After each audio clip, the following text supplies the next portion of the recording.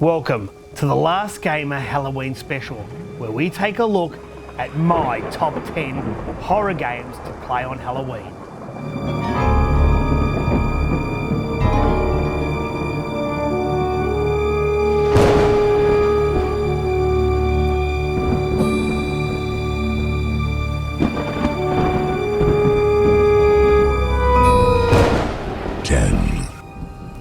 Alien Isolation, a single-player horror game that scared me half to death. The game is set 15 years after the events of Ridley Scott's 1979 Alien film. You play as Amanda Ripley, daughter of Alan Ripley. Unlike other Alien games, Alien Isolation places its focus on stealth and horror survival. Walking through corridors and seeing the eerie fog is enough to get you stressed. And when you see the xenomorph for the first time, you know you're in for a ride.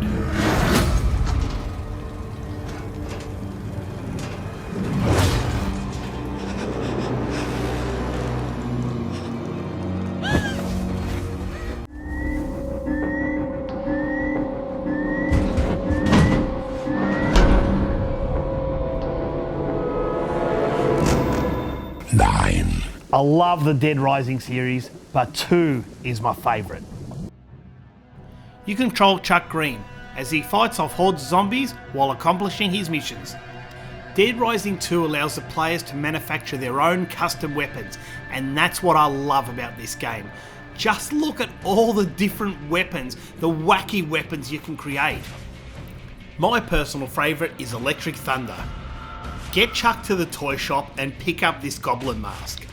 Tape a battery to the back of the mask to add some spark, and there you go, Blanker. If you watch the films Dawn of the Dead and Zombieland, you've got to play this game straight after it. 8. Dead Space 2. In 2008, Dead Space took the style and survival horror aspects of games like Resident Evil 4 and meshed it with some atmospheric deep space settings. Blasting off the limbs of these hideous creatures remains terribly satisfying, and although the game lacks a bit of pace, the scares still keep you coming back for more. As long as you got the stomach for it, Dead Space 2 is one of the sci-fi horror thrill rides you'll want to take.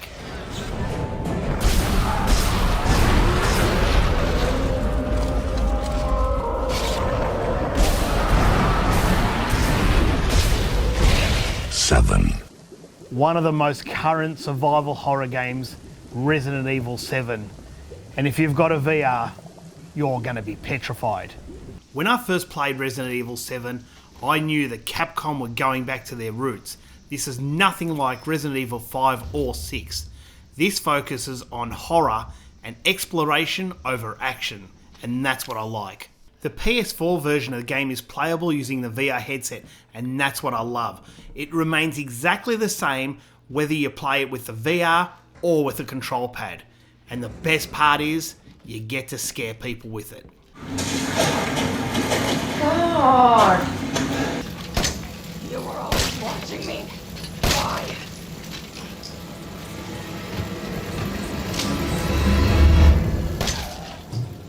Did you hear her? I feel her Enough! back inside. Done. 6. Being my favourite horror movie of all time, I cannot go past A Nightmare on Elm Street on the NES. And this limited Famicom version.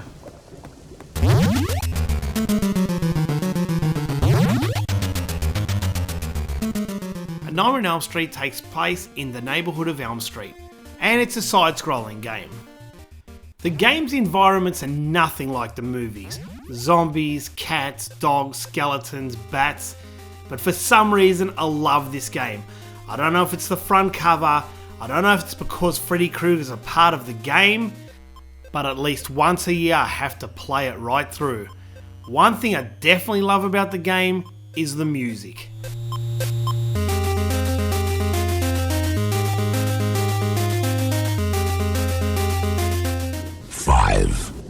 Being my favourite video game of all time, of course Castlevania Symphony of the Night had to be in here. What is a man? A miserable little pile of secrets. But enough talk. How about you? Purely because it's my #1 game of all time, I couldn't give it the #1 game for Halloween. But this game has it all. It's atmospheric, it's got Dracula, and it's Castlevania.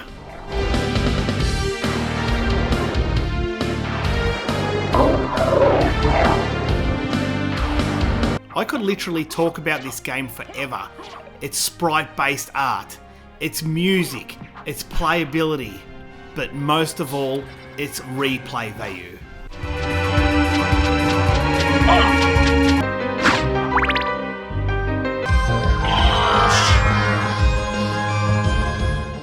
Obviously the soundtrack is my favourite soundtrack of all time as well, but there's something that never gets talked about, and that's the sound effects. Just listen to this rain.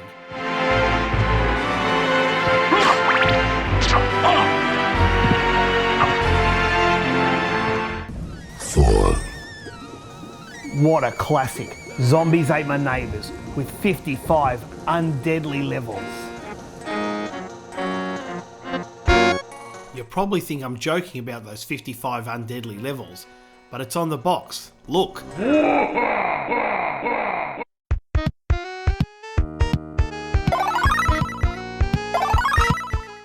This music is burnt in my brain. This would have to be one of the most enjoyable run and gun games there is. This game just oozes horror with all the horror movie monsters. Vampires, werewolves, babies, squid men, evil dolls, aliens, UFOs, giant ants, blobs. It's got everything.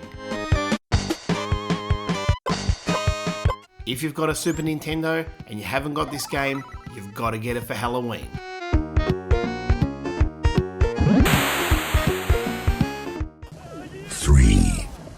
Resident Evil 4. I spent way too much time on this. Originally an exclusive for the GameCube, Resident Evil 4 pioneered and popularised the over-the-shoulder third-person perspective in video games. The camera is placed behind Leon and zooms in for an over-the-shoulder view when aiming a weapon.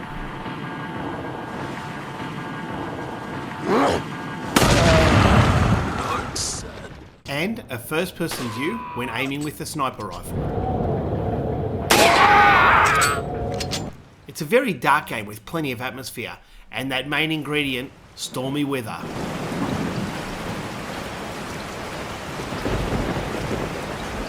Whenever someone talks about Resident Evil, the first thing that comes to mind is the shopkeeper. Welcome. What are you selling? And the boss fights are some of the scariest of the series.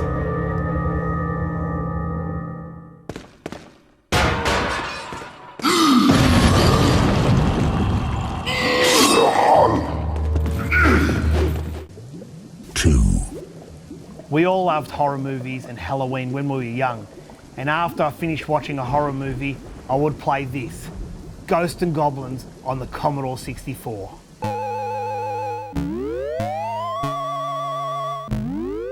The soundtrack of Ghosts and Goblins certainly gets you in the mood, but nothing gets me in the mood for Ghosts and Goblins like a good old horror movie. The Thing, Return of the Living Dead, Evil Dead, Hellraiser, and one of my favourites, Demons. They were all on VHS and you wouldn't have it any other way. The only thing scarier than those movies was telling the man at the video shop that I had permission from my uncle to hire the movies. Anyway, back to Ghosts and Goblins. Now it only has 4 levels compared to the arcade 6, but that does not matter. The playability is awesome and it's on the Commodore 64.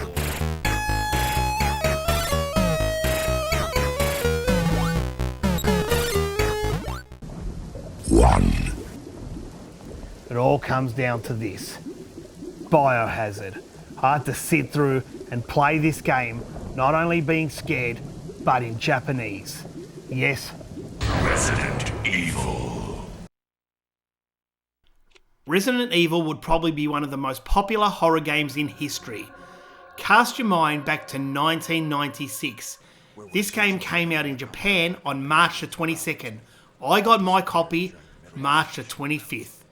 All I cared about, it was Capcom, it's called Biohazard, and it's got a horror theme. Families being attacked by a group of about 10 people. Victims were apparently eaten. With very little news about the game at the time, I had no idea what I was in for. Watching the black and white video clips at the start, I thought the game was cheesy. But no, the cheesiness actually comes after this. Chris Redfield. Albert Wesker.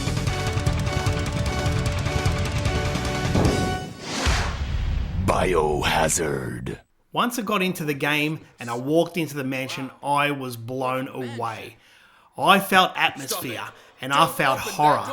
Yeah, the acting's not the best, but that's what made the game. What is it? Blood. Jill, see if you can find any other clues. I'll be examining this. Hope this is not Chris's blood. I still think my favourite scene out of all the Resident Evils is when you encounter the first zombie in Resident Evil 1.